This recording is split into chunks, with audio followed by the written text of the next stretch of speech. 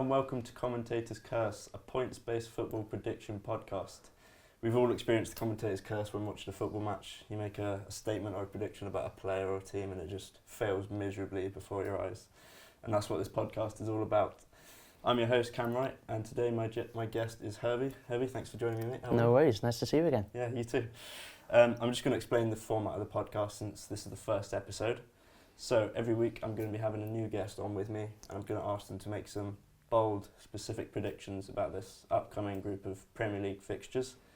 Depending on how many of those predictions my guest gets correct, they can receive a maximum possible 10 points. And that will translate into a leaderboard that will grow each week with every new guest. And the ultimate goal is to determine which of my guests has the best predictive powers and who has the biggest commentator's curse. So, there are two chips that my guests can use during their predictions. The first one is the captain chip, which, if that prediction is correct, they earn 2 points. And the other chip is the super sub, which gives you a backup pick for your prediction that can replace your first pick if it's wrong. So, that's the rules of the game. Herbie, should we get into your predictions? Let's do it. First up, I asked you to name a player who you think is going to score or assist. Who have you gone for? I've gone for Dominic Solanke of Tottenham Hotspur. Yeah, okay. I mean, I think that's quite a promising choice. Playing Bournemouth, it is away, and it's his former team. Did that come into your consideration? That is my thinking, to be honest. I'm a big fan of the former player returning, yes, especially on his first trip back to Vitality. Of course, yeah, absolutely. I'm a big fan of the returning player curse. And he's got 4 goals, 2 assists so far in the Premier League. I mean, overall, have you been impressed with him on his move to Spurs? To start with, no, I don't think many people were. He took a while to get going, didn't he? Yeah. Once he got his first, hit a bit of a run of form. Spurs are, I think we'll talk about it later, they're an insane team. Like, you never know what you're going to get with Spurs. The biggest rollercoaster team in the Premier League. I would hate to support Spurs, honestly. Yeah, but I think Solanke, like you said, similar to Spurs, have really struggled for consistency. He's had a few little patches so far this season, but hasn't really got going. Well, it's crazy that a guy that's played for Liverpool and Chelsea in the Premier League, his best football has come at Bournemouth. I mean, how are Bournemouth even a Premier League team in the first place? But I think, it's I do back him to. I do back Spurs to play pretty well up there, down there. Oh my gosh, down there. And I think he'll grab a goal. And I think Solanke, he deserves a bit of leniency because he's trying to step into some pretty big shoes at Spurs. There's a massive Harry Kane-shaped hole a good point. In the club, and I think he is filling that hole. Obviously, you're never going to get another player like Harry Kane no. as a one-time replacement, but I think he is doing a decent job so far. Yeah, you've got other people chipping in with goals as well. I mean, Brennan Johnson's been on fire. 7 in a row for him. Yeah, Heung-min Son, obviously always been amongst the goals.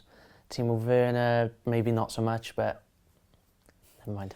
And so you've chosen to use your super sub for this prediction. Who have you gone for as the backup option for Solanke? Now, you would think I would choose a nailed-on goal scorer, such as a Haaland or a Cole Palmer or Mo Salah, but I've gone for Jamie Vardy. That's a very interesting pick. I like it, actually. I like it. This guy has 150 Premier League goals, I think. Across his career. He's 37, 38 now, so he's getting on a bit, but he still has 4 goals this season. He does. Might not play 90 minutes that much anymore, but he does take penalties. He's always on the shoulder of the last defender, and they are playing West Ham. Before the game against Chelsea, he was coming out the tunnel with a can of Red Bull. It's nice to see he's still got that tradition. Well, yeah, if it ain't broke, don't fix it, I think. He's been doing that for his whole life, yeah. So that's your first pick. The next one I've asked you is, which player do you think is going to receive the Man of the Match award? I think there's another interesting choice. I've gone for Liam Delap. Okay. I think it's very striker heavy so far. It is. But we'll get to some defensive picks. For me, this guy is the real deal. Yeah. I've seen him play for Hull and Stoke in the Championship. I was never really impressed. I thought, he's only at Man City because of, the family name, really. Obviously, his father, Rory, was a throw-in expert. He was. He was probably a better player than that, but everyone remembers the long throw.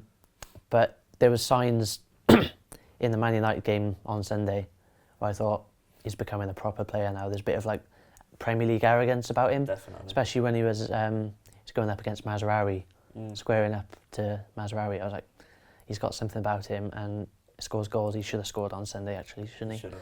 That was an incredible save to stop him. Yeah, that sort of Man City arrogance you see with players, like you see it in Taylor Howard-Bellis, you see it Cole Palmer, obviously, yeah, you see it in Alex Robertson, who's at Cardiff City this season. But yeah, I heard Danny Murphy say that he's the long-term successor to Harry Kane. That's interesting. It's a big call. It is. It's a massive call, isn't it? But if he carries on like this, he won't be at Ipswich long, and he probably will be in the England squad for quite a while. Yeah, and he scored and assisted in the 2-1 win against Spurs a couple of weeks ago. He's fantastic in that game. And also, when you look at who he's playing, Palace, who are really, they're looking quite vulnerable at the minute, sitting in 19th position. Yeah. Had a really disappointing start to the season, especially when you consider how well they finished last season. Yeah, they were brilliant end of last season. They crushed Man United, we remember, I think it was 3-4-0. Yeah, I don't know, obviously they've lost Michael Elise. That's a big loss. But you can't just lose one player and completely fall off a cliff from there. I think these are the types of games, from an Ipswich perspective, you have to go and win. They're playing Forest this weekend, Forest away, and then obviously the game against Palace. These are the games, if you want to stay in the Premier League, you need to get 8-9 wins from somewhere, and I think they should get 2. Yeah, and the end of that, hopefully will help them. It's a tough pick, the man of the match.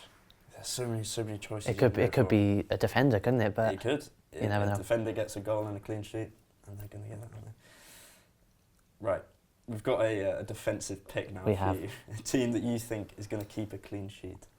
This is going to be Chelsea, who are playing Southampton. Yeah. I just don't see much of a goal threat from Southampton. I think Adam Armstrong, decent player, and Paul Onuachu he looked like Ronaldinho on the weekend, but in front of goal they just don't back Southampton, especially against. I've been impressed with Chelsea this season. I think most people have. Yeah. Definitely going forward.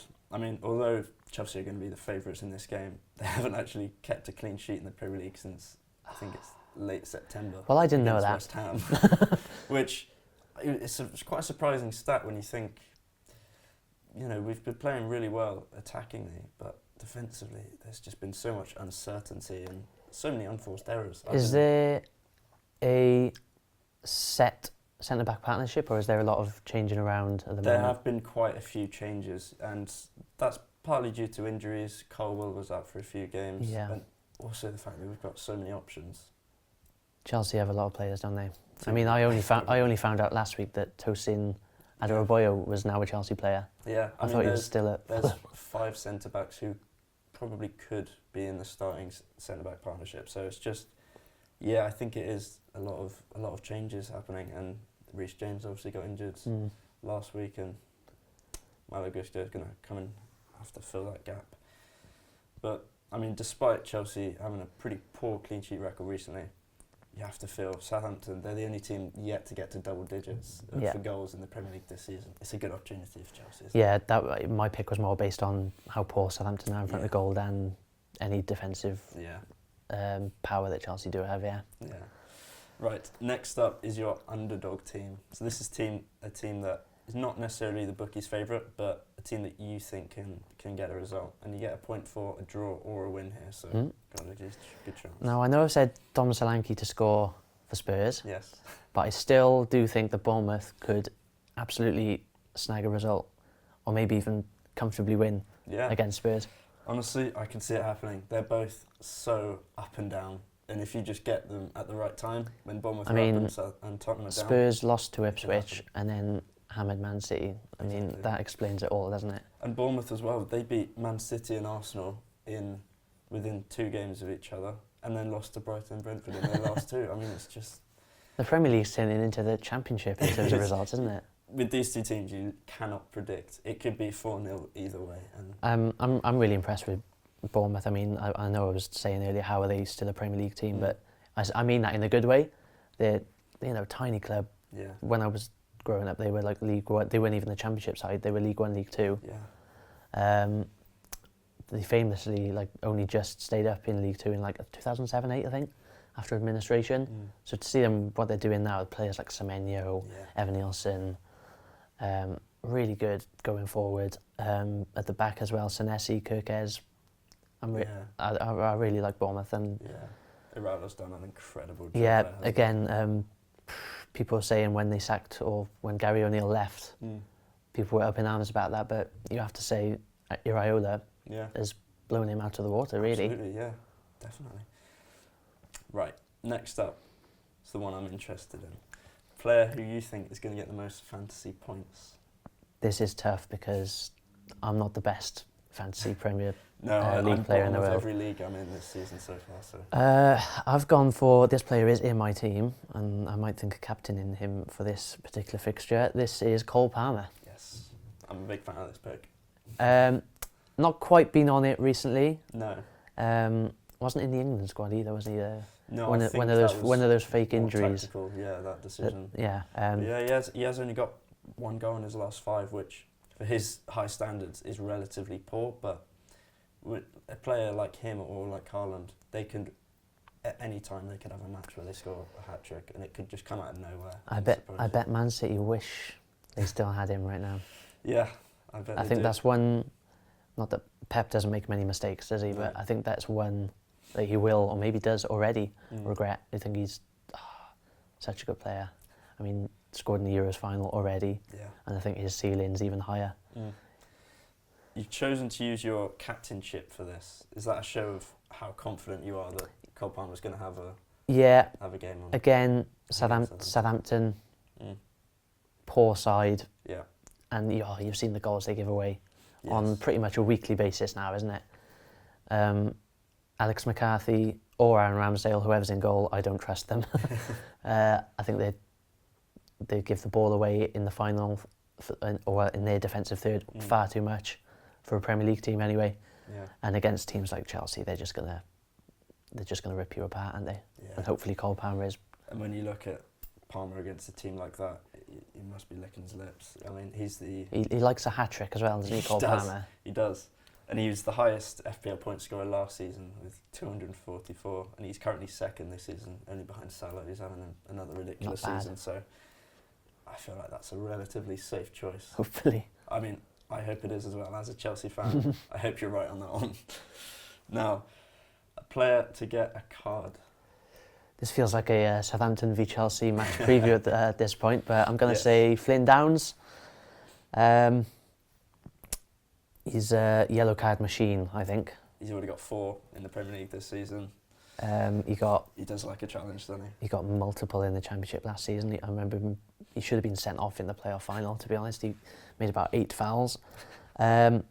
Also, Flynn Downs was he's in the defensive role already, I guess, in the defensive midfield, but he was playing centre-back at times against Liverpool, and again, looked very susceptible, especially on the break. If you've got someone like Cole Palmer running at you, I think he's definitely going to bring him down if he can, take him with him. Have a tough evening, isn't it, against someone like Palmer. And then there's other players that can even come on, like Nkunku, João Felix, Jackson.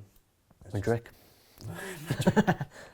I'm not sure we'll see him, but there's so many Chelsea attackers that can take you on and win fouls. Madueke, another one who loves to go inside. So yeah, I could definitely see that one happening. Okay, the match with the most cards. What have you gone for? Most cards, I've gone for Everton versus Wolves. Okay. Scrappy game, you think it's going to be? 2 poor sides that need a result, I suppose. Yeah, I think 15th against 17th. Yeah, it's not going to be first on Match of the Day, is it? No. Well, that's commentator's curse. I've set it now. It might be. It's going to be 4-4. But yeah, I think Wolves, they're gaining a little bit of momentum. Yeah. They've won their last 2 games. They've managed to crawl out of the relegation zone. Yeah, I think Mateus Cunha, they need to keep hold of him big time. Pablo Sarabia I do like as well. Yeah. Ryan Aït-Nouri, I think he's going to get carded in that game, hopefully. But yeah, I just think Everton v Wolves, low quality, bit scrappy, maybe a bit of needle as well. Yeah. There's going to be a probably decision in there that Gary O'Neill won't like, as usual. It's gonna set the players off.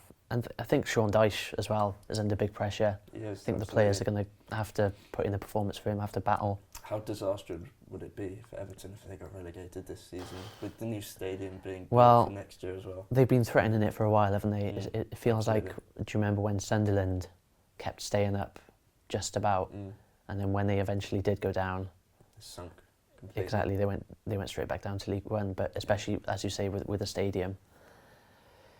There's a lot riding on this season for Dyche, isn't there? 100%. Well, not just for Dyche, but for the players and the ownership, and the fans. Everton fans, notoriously pretty passionate, but also pretty hard on players, board, manager. With their history, they have high standards, which is understandable. Of course, yeah. They haven't been living up to those standards recently, so. And when they see what Liverpool are doing this season as well, it must be well, not just this season, for the last 8 years, I suppose. Yeah. Must be pretty tough living in that part of the world right now, if you're an Everton fan. All right, next up is a match that you think we're going to see 3 or more goals in. 3 or more goals. I've gone for, I haven't mentioned this game yet, it's a big one, Arsenal versus Man United. Yeah, okay. I just think Arsenal score goals, Man United can score goals. I can already see Saka coming in on his left foot and bending it. Yeah. I can see that happening already. Yeah. I can see Rashford probably getting one on the break. Yeah. 5 of the last 6 Premier League meetings between these two sides have seen 4 or more goals. Wow. So the stats are definitely in your favour for this one. So look forward to the 0-0 on one Wednesday night. That's the commentator's curse. Yeah, I think this fixture certainly has the pedigree to be a 3-all. I could definitely see that happening. And with Arsenal, they've been far less defensively secure this season than we saw last season.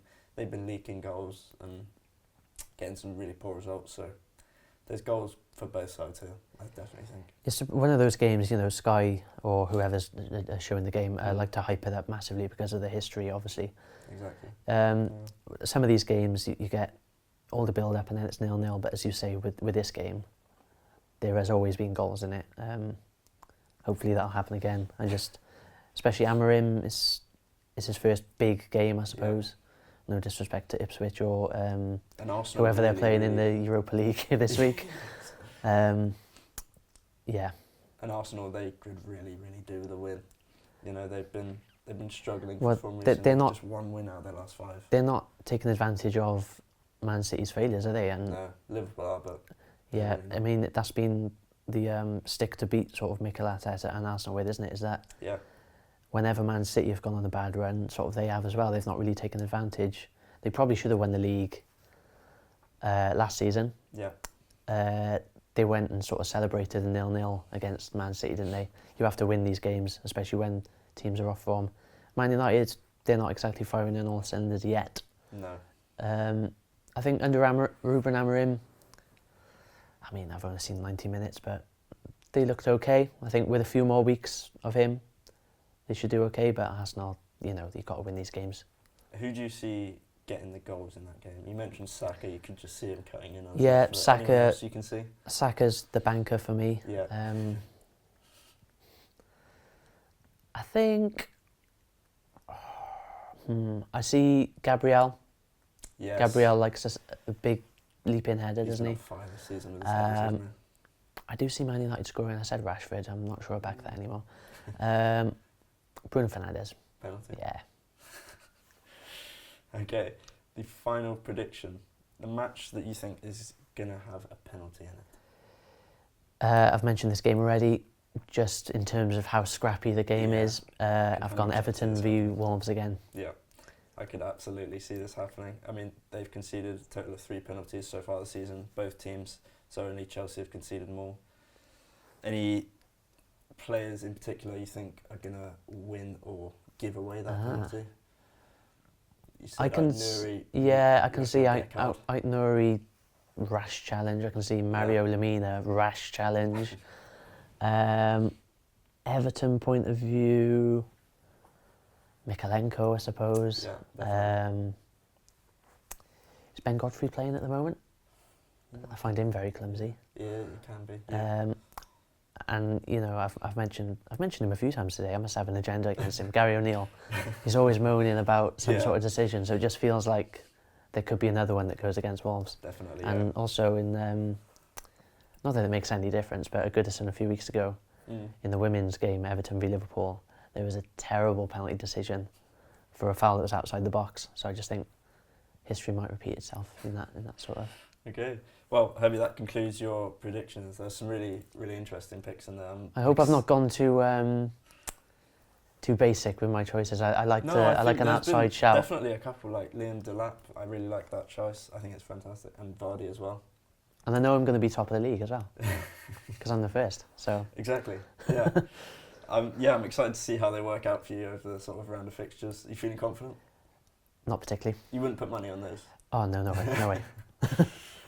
Right, Herbie, thanks so much for joining me today. This has been episode 1 of Commentator's Curse. Make sure to tune in next time, as Herbie's score will be revealed in the next episode, and my next guest will see if they can top his score. Thanks for watching.